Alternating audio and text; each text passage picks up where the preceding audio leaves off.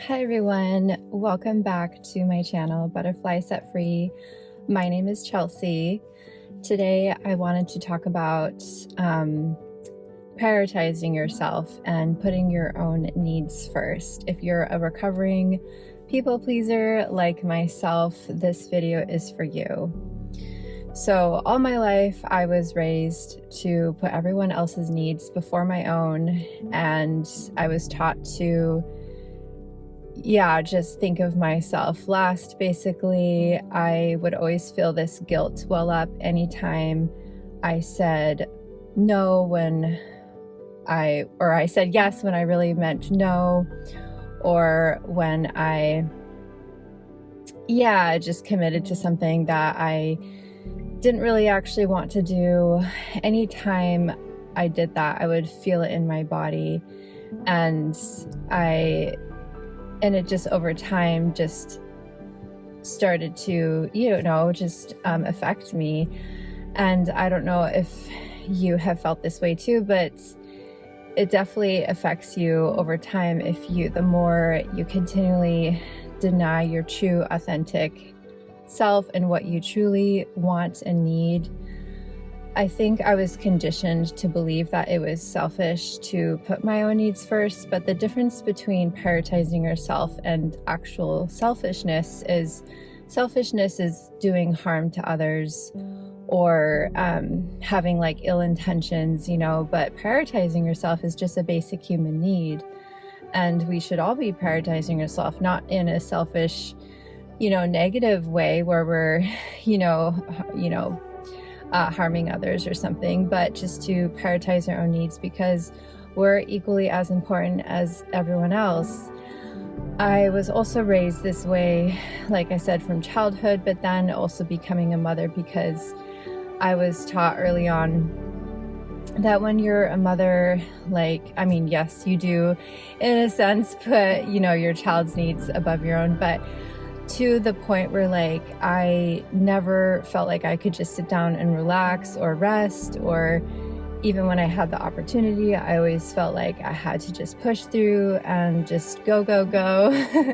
And I realized I was burning myself out in every aspect. I work in a caregiver type of industry, so that also has the mentality of, putting your needs last. But then when I was also doing that in my home life, I constantly felt just burnt out because I was always, just never resting, always feeling like I had to be productive. I think I was also conditioned that way through my abusive relationships, because I always would get the glare or,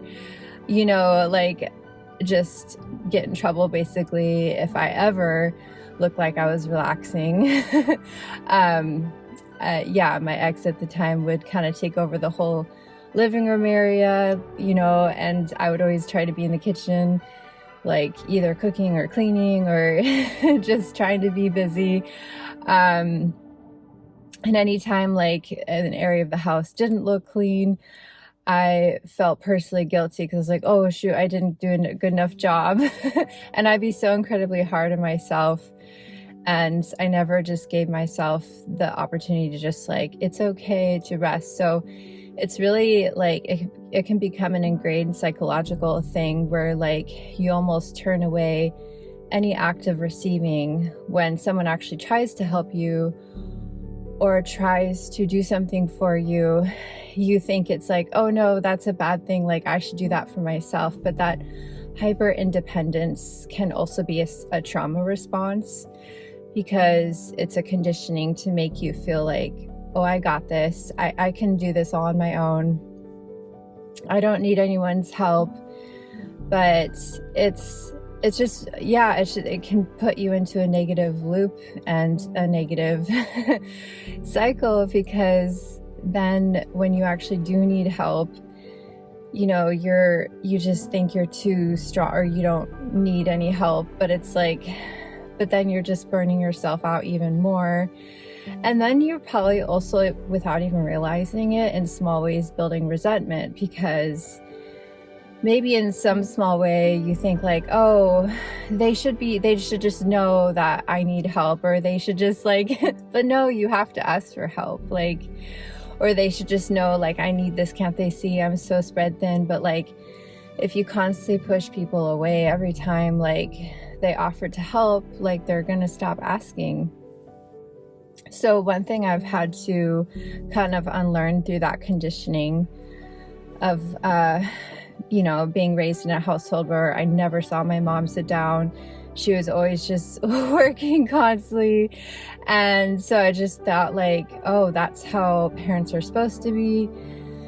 And my dad too, like always working. And when he'd get home, he'd be working in, the shop. So like, yeah, my parents were always working very hard. And I rarely like saw them do things just for fun. I did occasionally, but like it was more of a rarity. And I realize now that I have a child, I've just realized like I need to raise her in a way so that she can see that it's okay to take care of yourself. It's okay to put yourself first. It's not selfish. It's actually healthy for them to see that. At first I thought it was a negative thing because I was raised to believe like you just have to self-sacrifice yourself. That's the way to be a parent, to raise your child to think that like, the world is cruel and like you just have to like work hard, and you do have to work hard, but like you can also have time for play and rest. And the older I get, I realize like how those things are so incredibly important. And in fact, I feel like underrated, especially like time for play. I realize in my life, like I went the moments when I'm feeling more in a low state or moments of like depression or sadness. It's those moments when I haven't given myself those opportunities to just be and play and have fun, like infuse more moments of joy in my life. I don't have to fill every pocket, every single moment of my life to be like squeezing it with like every ounce of productivity in my soul that I have. That's not human. It's not reality. It's like we're not robots. We're not machines. We do need time to just be and just relax and have fun. You don't always have to every single moment, like every day off, I'm just like, oh, I should squeeze in, whatever, like clean and try to be productive or create something. Like I even noticed moments when I was working on my art, it was becoming more of a thing I had to do rather than the thing I wanted to do. And that's when I was noticing like, oh, I need to check in with myself and see that this is like becoming more of, a productivity machine rather than like something that brings me true joy and happiness. So maybe look at those areas in your life too, that's where they're becoming the things that maybe used to like bring you so much joy and happiness, but now they're becoming more of like a productivity machine where you're just like thinking in a way that you just have to like, produce output. And I will say, sometimes I do think social media, I love social media, but sometimes it's, has those negative effects on your brain, especially to an artist where you constantly feel this pressure to constantly push output out there. And that can sometimes make it feel more, I guess, mechanical, like less joy infused. The whole reason why you became an artist is because you love the art form and you are passionate about it, but it kind of takes the passion out of it when you're forced to just like be a cog in the machine. Basically, that was off tangent, but it just made me think of that. But anyways, I just wanted to say, when you start to put your own needs first, you may feel, some anxiety well up, some guilt, because maybe you will have to put some boundaries in place, even just soft ones, but like or saying no, for the first time. Like, saying no is a complete sentence, but it can be hard for a recovering people pleaser like myself. But I will say, the more you put those boundaries down for giving yourself that space when you need it, or saying no to that outing that you just really don't have the energy for, it can be hard in the moment. And that's why you'll feel that like anxiety and guilt well up. But it's really just your body's cue. That guilt is just that kind of that signal of that old version of yourself, kind of like creeping up, just saying like, hey, remember me. But the new version of yourself just has to remind that old version, like, no, that was an old version of me. I'm no longer, saying yes to things that I really don't want to do. And I'm not going to deny my happiness and my peace. It's just not worth it, because like I said, it does negatively affect your body over time. You do over time just start to feel like absolutely miserable, because you're spreading yourself so thin just to make everyone else happy but yourself. And it's just a really sad place to be when you're so far in, especially later in your life, and you look back and you're like, wow, have I done like anything for myself? Or have I prioritized myself in any way? And then I've also noticed some people who maybe didn't grow up in a home that, instilled those beliefs, or they just have different makeup. But I noticed how some people, it's so easy for them to prioritize themselves. And then you're like, wait, what? Especially because it's so not second nature. But we could learn a thing or two from those people. Just know, they're not being selfish. They're just prioritizing their own needs. And that's a beautiful thing. And we could all learn from that. So there's so many ways that you can look at prioritizing yourself. It can literally be, I'm going to go to bed earlier instead of staying up late to, hang out with someone or whatever, even though they really want. But it's just no, I need to prioritize my rest and my sleep, because that's really important. Or it could mean saying no to a social event, or saying no to, I don't know, a family thing all those things are beautiful, but if it's just not the right time, or you just have so much going on and you're just exhausted, and you just feel like if you said yes to all those things, you'd just be overcommitting yourself. And I've definitely been there. I have definitely been there. And then at the end of the day, you have nothing left for yourself. And that's what can lead to true unhappiness, if you just constantly are exporting all of your time and energy to make everyone else around you happy. And it's just really hard. So I've had to learn that the hard way.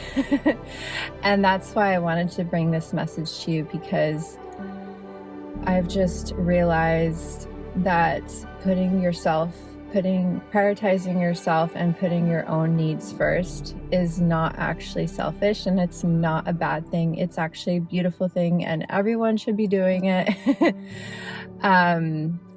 Obviously, within reason, if you have a partner or you are parents, there are times when you do have to prioritize someone else's needs before your own. But overall, I do think you should be looking at little pockets in your day and your week that you can set aside a little time for yourself. Whether that's making a bath just for yourself, no one else, or waking up a little bit before, if you have kids, your kids, to have a little bit of a slow morning instead of just rushing, because that can set the day to be a little bit more stressful, versus okay, I have a little bit of moment to myself. Or it could look maybe after school, entertaining your kids with something or dropping them off at a friend's house so you can have a little moment just for yourself. Like, that's okay. You don't have to like feel like you have to, you know, self-sacrifice yourself in every moment, and like every time there's a free moment, like fill it with, you can just like have a moment just to do nothing, like or just you know, fill it with something that truly brings you joy. I find when we get in this perpetual motion of overextending ourselves and overexerting ourselves, I think sometimes we can forget what joy even feels like. Not entirely, but you know, like we can just kind of forget, like, oh, like I've been so hyper focused on everyone else's needs and happiness, I forgot what I even need. Like, what do I need? Like, to feel good in myself. Like, I think you can get in this way too if you are, especially like in some kind of caregiver role and a parent and all those things. And then just, you know, it's just hard to, like, you kind of, I don't know, fall into the trap of like thinking of everyone's, like I said, needs before your own. And then you're like forgetting, like, oh, what do I need? So anyways, I hope this message helps. I know it takes time to build. It's like a muscle, basically. I know it takes time to like build those habits of putting yourself first, prioritizing your needs, and taking those little pockets of moments to yourself, which you may feel are selfish in the moment, but it's not. It's just a human need, and it's a humanness to prioritize yourself, because we all deserve to be happy.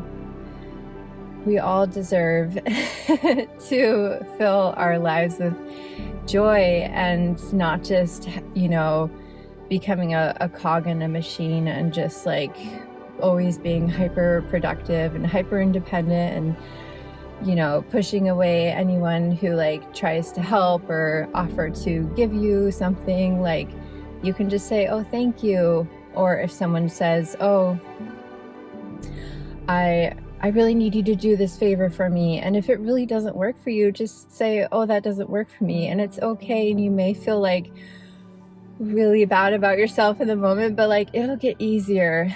That's one thing I've noticed, is the more I set those soft boundaries, the more I say no when I really don't want to do something or I can't, it does get easier. It's not going to be easy overnight, but the more you do it, it will get easier.